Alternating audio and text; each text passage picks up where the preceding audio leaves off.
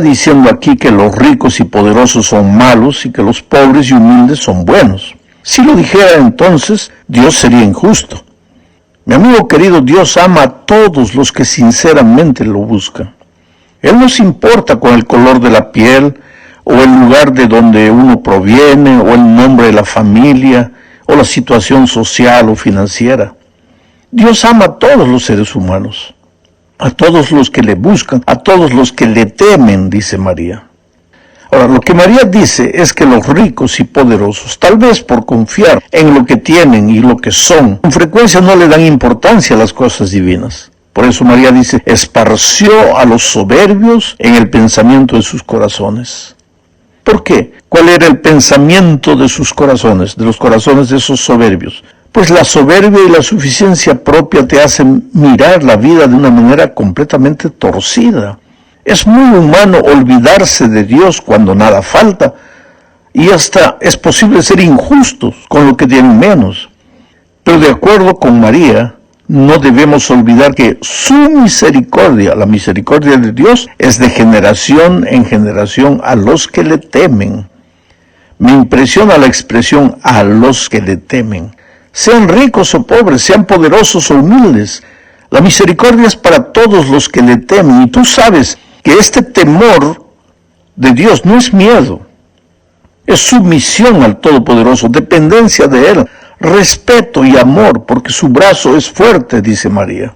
A lo largo de mi vida he conocido gente poderosa, rica, pero que teme a Dios, que sirve a Dios. Por otro lado, he conocido gente pobre, pero que se rebela contra Dios, que anda lejos de los caminos de Dios. Bueno, Dios ama a todos los seres humanos, pero tiene un favor especial hacia aquellos que lo temen, que andan en sus caminos. En la segunda parte de este estudio veremos la declaración de misión de Jesucristo. Leamos uno de los primeros incidentes de su ministerio. Sucedió un sábado. Lucas 4, 16 al 21 dice: Vino a Nazaret, donde se había criado, y en el día del reposo entró en la sinagoga conforme a su costumbre. Esta expresión es interesante. Entró en la sinagoga conforme a su costumbre.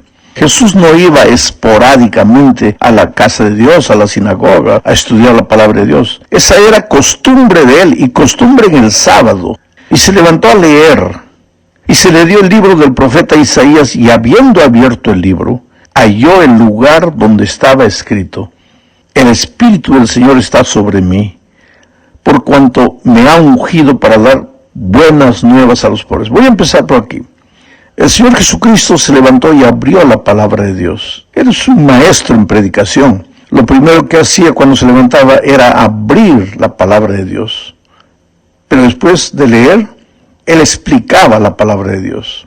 Ahora, en la lectura del texto de Isaías, Jesús dice: El Espíritu del Señor está sobre mí, por cuanto me ha ungido para dar buenas nuevas a los pobres.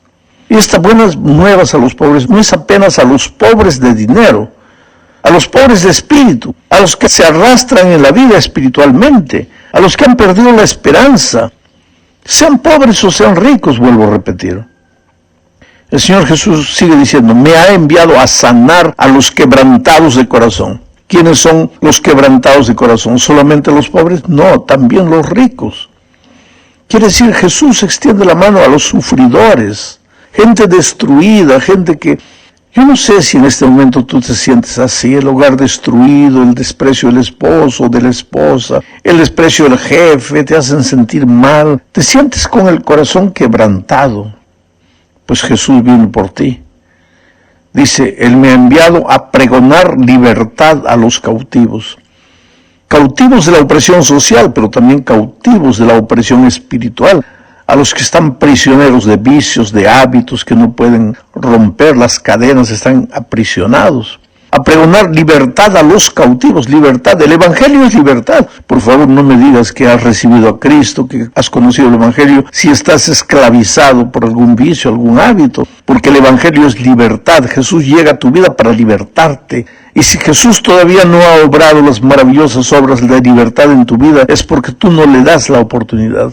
Pero Jesús sigue desarrollando su ministerio y dice, y vista a los ciegos. Un ciego espiritual es aquel que no se da cuenta de lo que está haciendo, no se da cuenta del camino peligroso que está transitando. A veces tú piensas que estás haciendo las cosas bien, pero estás encaminándote derechito a la muerte, pero Jesús está dispuesto a extender la mano y curar, devolver la vista a los ciegos espirituales, a poner en libertad a los oprimidos, dice, a predicar el año agradable del Señor. Y después, enrollando el libro, lo dio al ministro y se sentó. Y los ojos de todos en la sinagoga estaban fijos en él, y comenzó a decirles, hoy se ha cumplido esta escritura delante de vosotros. Voy a comentar un poco esta última parte. El Señor me ha enviado a predicar el año agradable del Señor. Predicar el año agradable del Señor describe el concepto del Antiguo Testamento del año del jubileo. Cada 50 años se realizaba el jubileo. En el año del jubileo, los esclavos eran liberados. Las deudas eran canceladas, las cosas tenían un nuevo comienzo. Pues Jesús vino a este mundo a predicar el año agradable del Señor, el año del jubileo espiritual. Es posible incluso que Jesús regresara a su ciudad natal, porque todo esto sucedió en Nazaret. Es posible que Jesús haya regresado ahí, porque era el año del jubileo. Pero además de la libertad, del nuevo comienzo, del cancelamiento de las deudas, aquí podemos ver lo que Jesús hará por ocasión de su segunda venida, cuando el poder del enemigo termine para siempre. Porque en el texto original que Jesús leyó, Isaías 61, dice, Él me ha enviado a proclamar el año de la buena voluntad de Jehová y el día de venganza del Dios nuestro. Ese día de venganza en el Antiguo Testamento se refería al día de la venida de Cristo. Quiere decir que cuando Cristo venga, pues aquí acaba el poder del enemigo. El diablo no tiene más que hacer para perturbar a los hijos de Dios. Por eso en el Salmo 23 dice, David, aderezarás mesa delante de mí en presencia de mis angustiadores. Una mesa blanca donde estás sentado y tus angustiadores ya no tienen fuerza para tocar tu vida. Por eso, querido, si estás pasando por un momento difícil, no desanimes, no bajes la cabeza, no eches la toalla al suelo. Jesús vendrá. En esta vida vendrá, aparecerá en tu vida para libertarte, pero finalmente vendrá por segunda vez para curar, para sanarte definitivamente, para darle un punto final a la historia del pecado. Sucede algo más. Mientras Jesús realizaba milagros, llevando alivio a los enfermos, Juan mandó emisarios a preguntarle si él era el Mesías, a lo que Jesús respondió lo que encontramos en Lucas 7:22. Id, haced saber a Juan lo que habéis visto y oído. Los ciegos ven, los cojos andan, los leprosos son limpiados, los sordos oyen, los muertos son resucitados, y a los pobres es anunciado el Evangelio. Después de esto, cuando los emisarios volvieron y le dijeron a Juan, hemos visto esto y eso, a Juan ya no le quedó más duda, porque él conocía la profecía de Isaías. Esa profecía de Isaías se refería al Mesías que vendría. Y si Jesús estaba haciendo todo eso, entonces era el Mesías que había venido. Sabes, esto nos prueba que conocer la profecía nos ayuda a desarrollar la confianza en las promesas de Dios. Si la profecía te asusta, te provoca miedo, algo está malo. Porque el propósito de la profecía es ayudar a crecer, a confiar en Dios. Y por otro lado, querido, cuando Jesús envió a los discípulos, la comisión que les dio estaba de acuerdo a la declaración de misión de Él mismo. Ellos debían anunciar que el reino de los cielos se había acercado. Pero después les dijo lo que está en Mateo 10, versículo 8. Sanad a los enfermos, limpiad leprosos, resucitad muertos, echad fuera demonios, de gracia recibisteis, dad de gracia. O sea, la misión de los discípulos era reflejar y promulgar los valores y los principios del ministerio de Jesús y de su reino. Los discípulos también se unieron a Jesús en su misión de ayudar a los más humildes, a los que sufren, a los más pequeños, a los perdidos. Este es nuestro trabajo como iglesia. Vamos ahora a la tercera parte de este estudio. En la tercera parte Estudiaremos el subtítulo Jesús sana. Sabes, el Señor Jesús realizó muchos milagros. Curó, sanó, abrió los ojos de los ciegos, restauró a los leprosos. Lo interesante es que Él muchas veces pidió a los restaurados que no contasen el milagro a nadie. ¿Por qué? Leamos Mateo 7, 16 al 21. Dice: y les encargaba rigurosamente que no le descubriesen, para que se cumpliese lo dicho por el profeta Isaías cuando dijo: he aquí mi siervo a quien he escogido, mi amado en quien se agrada mi alma. Pondré mi espíritu sobre él, y a los gentiles anunciará juicio. No contenderá, ni voceará, ni nadie oirá en las calles su voz.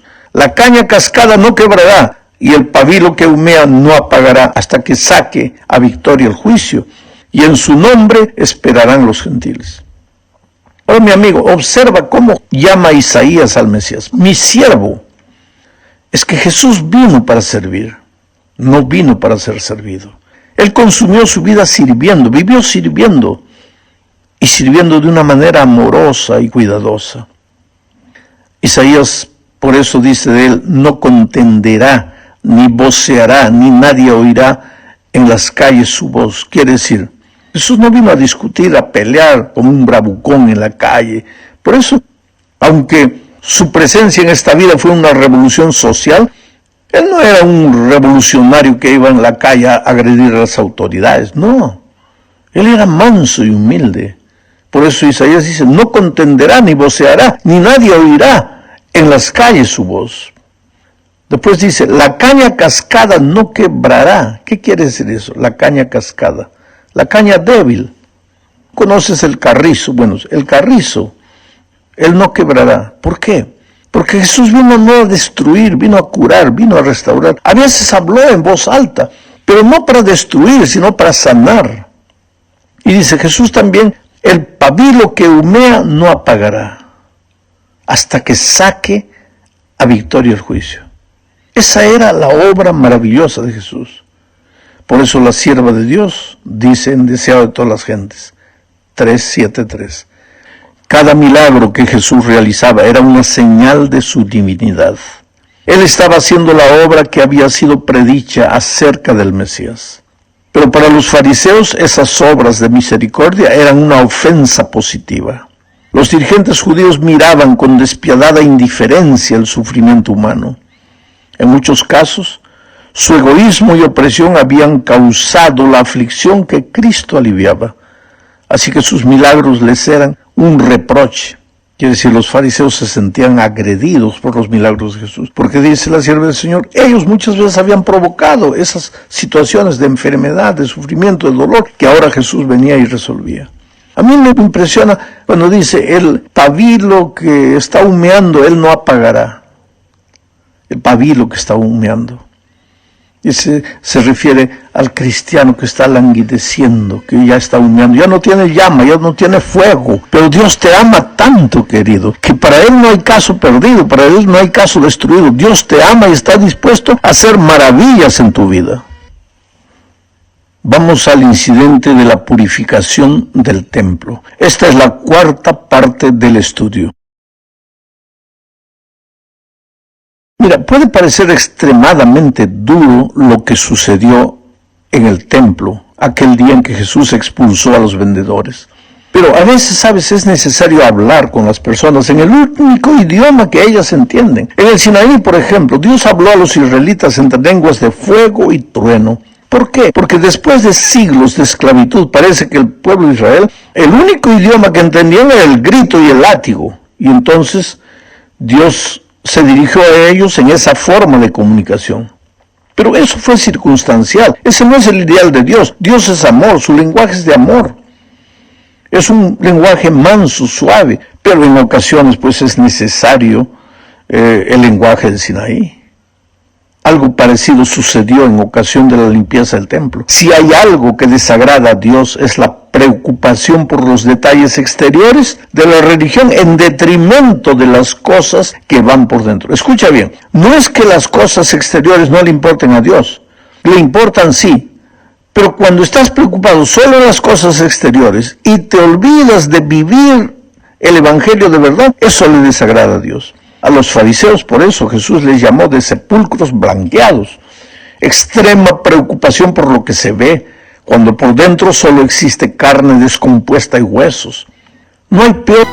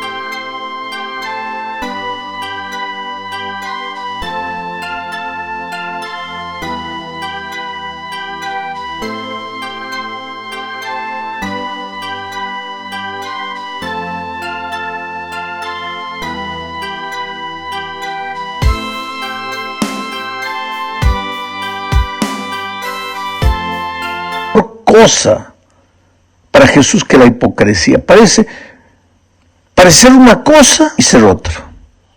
Jesús maldijo a la higuera porque de lejos parecía que tenía fruto y cuando en realidad se llegó cerca no tenía nada. Y ahora, por ocasión de la expulsión de los vendedores, el problema de esa gente es que hacían una profesión de piedad admirable. Se quedaban en las calles con las manos levantadas orando, cuando los otros veían cómo hacían profesión de piedad. Pero en el fondo, lo que los movía a hacer las cosas era el deseo de aprovecharse del pueblo.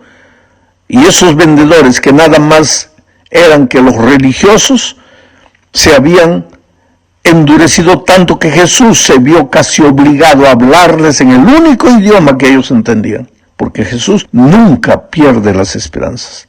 Para el Redentor, aquella gente también necesitaba una segunda oportunidad.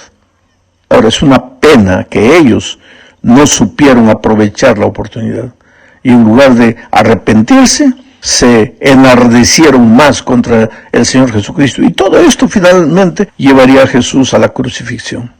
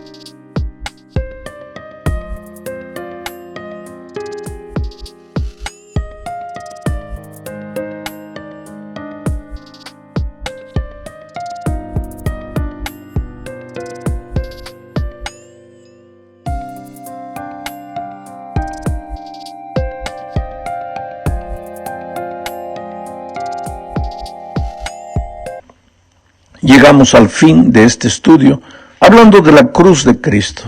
Sabes, el Señor Jesús nació para morir. Desde que tuvo conciencia de la vida, Él sabía que se encaminaba hacia la cruz del Calvario. Creo que pocas personas sufrieron la injusticia y la hazaña del pecado como Jesús. Por eso es un Salvador capaz de entender nuestras flaquezas y debilidades. Isaías 53, 3 al 6 dice, despreciado y desechado entre los hombres. Ese fue Jesús. Entonces, si tú te sientes despreciado y desechado en este mundo que no hay lugar para ti, pues Jesús te entiende. Varón de dolores, experimentado en quebranto, y como que escondimos de él el rostro. O sea, la gente tuvo vergüenza de Jesús. ¿Alguna vez tú has sentido